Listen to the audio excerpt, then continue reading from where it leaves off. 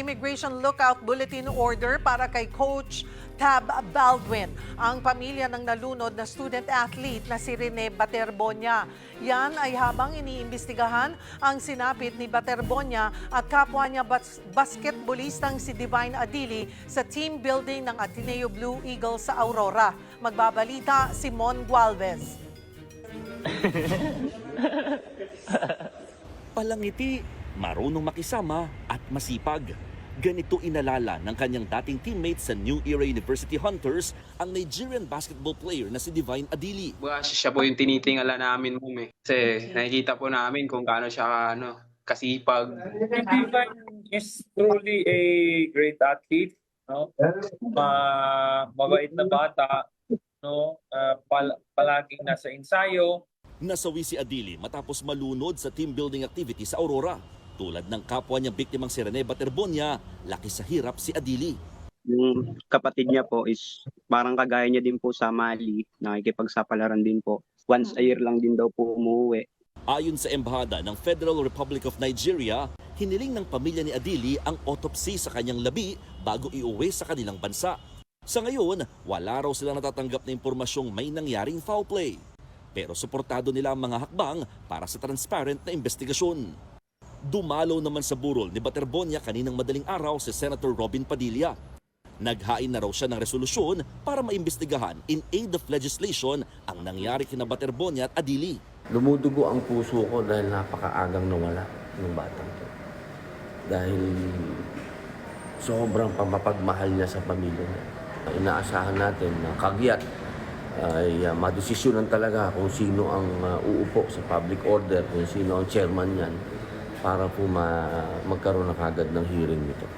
Tahimik namang nakiramay sa pamilya ni Baterbonia ang teammates at ilang coach mula sa Ateneo Blue Eagles. Pero kapansin-pansing hindi rin nila kasama ang head coach na si Tab Baldwin. Kung magharap man kami ngayon, parang hindi ko pa siya kaya kausapin. Kasi nga sabi ko, unahin ko muna yung anak ko. Ayon naman kina Attorney Israelito Torion at Attorney Jimmy Bondok na legal counsel ng pamilya Baterbonia, hihiling sila ng Immigration Lookout Bulletin Order laban kay Coach Baldwin.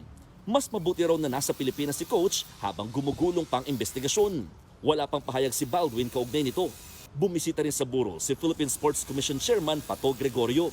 Kahapon sa stakeholders meeting nila kasama ang Samang Basketball ng Pilipinas, UAAP, DepEd, CHED at National Youth Commission, iginiit na hindi standard ang ginawang coaching style ni Blue Eagles coach Tab Baldwin. Definitely hindi po yan standard. Definitely wala po yan sa policy ng Philippine Sports Commission and I'm sure wala sa policy yan ng UAAP, wala yan sa policy ng Palarong Pambansa, wala po sa policy yan ng kahit sinong NSA. That is maybe the philosophy of a program that is in place.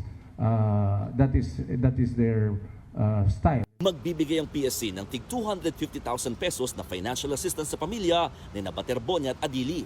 Pero naniniwala rin sila na dapat may sulong pa ang pananagutan ng mga coach at ang mahigpit na safety protocols. Coaches wield tremendous influence over the lives and development of athletes. We will push for the enactment of law regulating the coaching profession, including the establishment of a national registry mandatory licensing certification, and continuing professional development requirements for coaches and sports professionals. Sa ngayon, hindi pa malinaw kung sasali sa upcoming Season 89 ng UAAP ang Ateneo Blue Eagles. Nasa Ateneo rin ang bola kung anong sanctions ang ipapato kay Coach Tab Baldwin. Kapatid, ako si Mon Gualvez para sa 1PH.